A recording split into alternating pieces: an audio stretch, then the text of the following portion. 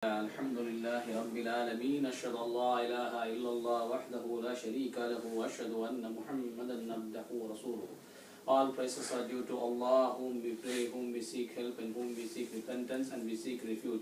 We seek refuge from our own deeds and from the deeds of shaitan. Whomsoever Allah guides, no one can misguide him, and whomsoever Allah leads to astray, no one can put him to path.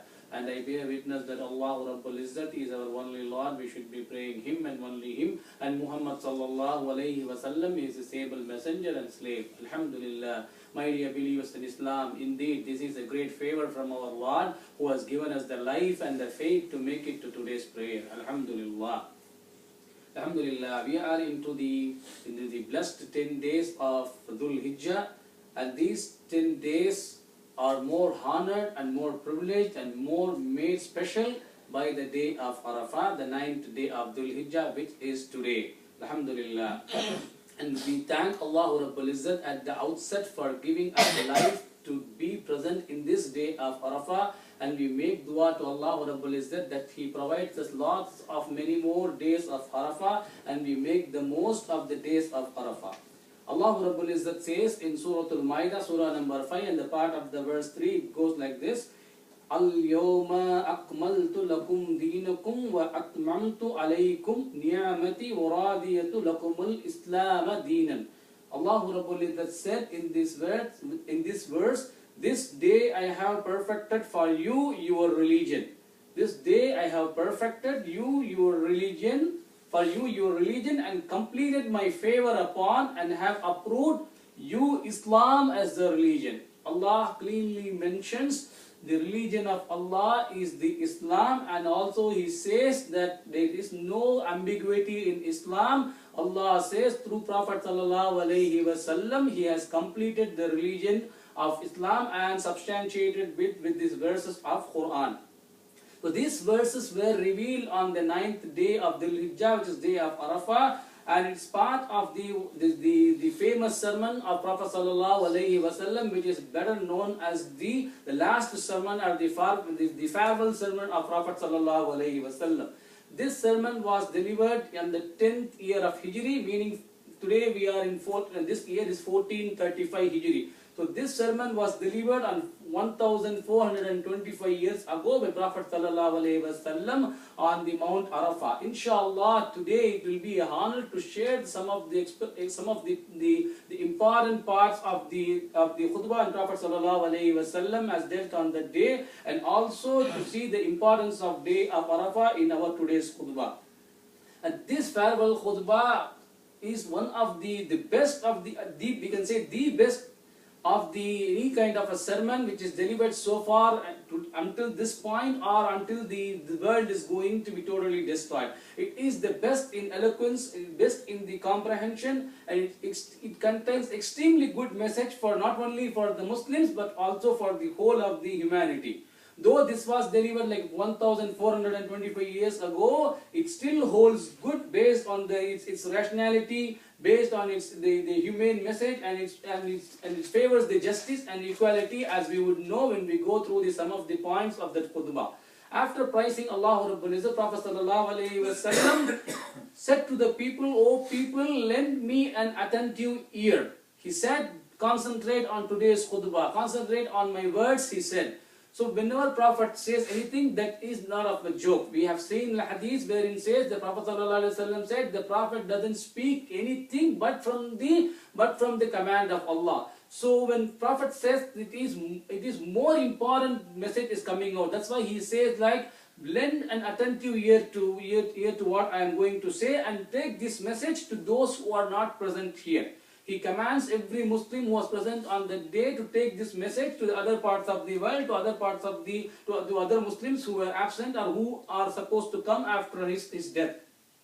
And Prophet ﷺ said, "I know not whether I will be with you for the next year. That's why take the message to the people who is going to come after me." And Prophet said, as you take this day of Arafah, as the whole Muslim world knows that it is the day very, very sacred, and this month is a sacred month, Prophet said, as you take this day as a sacred day, a sacred month, and you got to regard the life and the property of Muslims as a sacred trust. So Prophet said, not only you got to take care of your religion, but you got to take care of your brethren, your other Muslims. Their life and the property is the sacred trust for you. You got to safeguard them. So a Muslim killing another Muslim, a Muslim cheating in another Muslim, based upon this hadith, is absolutely not permitted in Islam. Further he said, hurt no one. Hurt no one, so no one hurts you.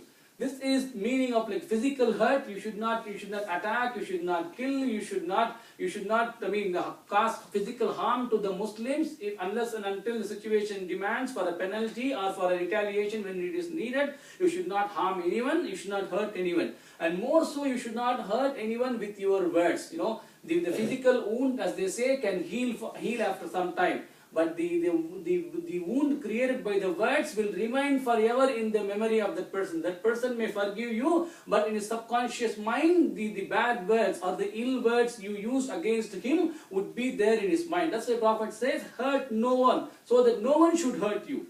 And the Prophet said, remember that you will meet your Lord and that He will indeed reckon your deeds. So whatever small or the big deeds we do, it is being recorded, and the day of judgment, Allah Rabbul Izzat will open up our scroll or our book of deeds, and everything will be written. Allah says in Suratul Kahf, like when the person reads his Amal Nama or his book of deeds, he will be surprised to see, oh my God, such a small incident is being recorded here. How did I do that? Why did I do that? Nothing has missed. He will recollect at that point. So Prophet said, you go to meet your Allah, and Allah is going to take you up to the task for all your deeds. So you got to remember that in mind. When a Muslim or when a person thinks about this, that my life is a test, I am going to die, and Allah is going to ask questions based on my life on this earth, we will refrain from doing bad and we will be more motivated to do the good. That's why Prophet says, remember in every action that you are going to meet Allah after your death, and Allah is going to question you. And further Prophet said, all forms of interest are forbidden. This is a large, big hadith, but we have taken up the excerpt from the hadith mentioned in the Bukhari. She said, like, any form of interest is forbidden, be it a small or long. People say, like, okay, we live in this country, we live in that country, one car is allowed, one house is allowed, one business is allowed, an interest. So, and they look for the fatawas of this Maulana, that Maulana, saying that he has said this, it is okay for this. No. Who is bigger Maulana than Prophet Sallallahu Alaihi Wasallam? Prophet Sallallahu Alaihi Wasallam, by the command of Allah, has said, interest of any form, small or big, is forbidden. So we should refrain from the interest. If we think without interest we cannot live in this modern world, it's absolutely ridiculous. We should make the intention, we should make the dua to Allah Rabbul Izzat, and Allah will create a situation where we need not get into interest in any form of our transaction. We should make the intention and we should make the dua to Allah Rabbul Izzat. We should make a honest attempt. Then Allah will create the route for us. And then this most important point Prophet ﷺ said on that day was like, be aware of shaitan. He said the shaitan has lost his hope trying to deviate you from the bigger things. Like obviously shaitan has many traps, as we have seen like a couple of Jumas back also. And the shaitan's most important tool is to turn you away in Allah through the small things. We know that bigger things can be managed. If someone comes and say, shaitan comes and say, pray the idol, we will say no, because our faith is there. But this person who is a Muslim will be tricked by shaitan in the smaller things. We have been looking into the excerpts of the last sermon of Prophet ﷺ, which was delivered on the same day 1425 years ago. And Prophet ﷺ said, be aware of shaitan in the smaller things. For example, if a person is getting into if he prays every day in the morning, the shaitan will tend to make him take it easy in your vacation. You are in a vacation, you can get up a little bit late, you can pray the khaza. Still you are praying, right? And when you are in a travel, when you are in a journey, shaitan will say, okay, in a few minutes we are going to reach the destination, then we will pray the asr. By the time, there will be traffic or there will be some roadblock, you will miss the asr. So whenever there is a time, we need to do even if it is the smallest thing, we need to be taking care the shaitan does not distract us.